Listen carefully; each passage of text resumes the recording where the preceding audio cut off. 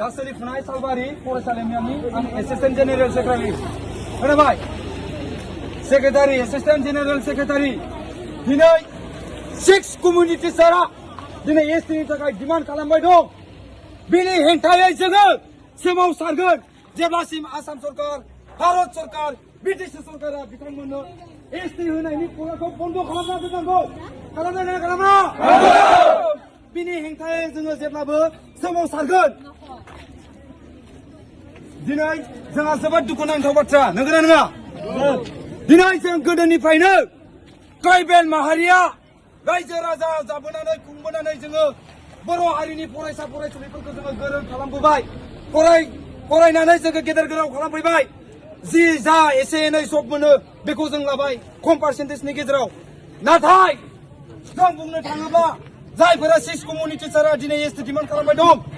बिथांमोना गोदो मा बुंदोंमोन गोदो बर' हारिखौ नासयदोंमोन नाख्रेबदोंमोन गादबदोंमोन बिथांमोना जोंनो एसटि नाङा होननानै बिथांमोना मोनसे समाव बुंदोंमोन जेब्ला जोंनि भारतआव ब्रिटिश सरकारा सासन खालामो अब्ला बै समाव भारतनि संबिजित आरो ब्रिटिश सरकारा जोंखौ बुंदोंमोन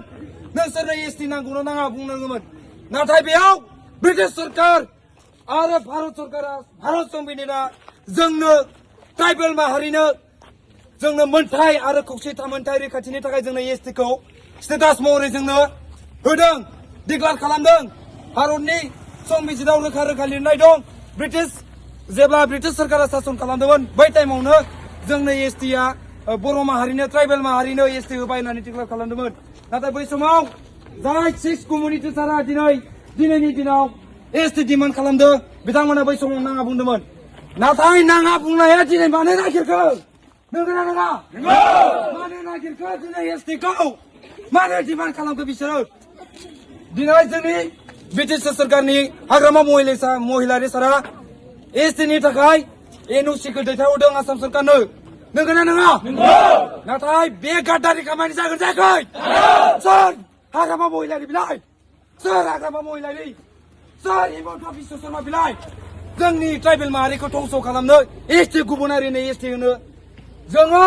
खौसेथि जानांगोन बुहुमनि बर'फोर खौसे जा बुहुमनि बर'फोर खौसे जा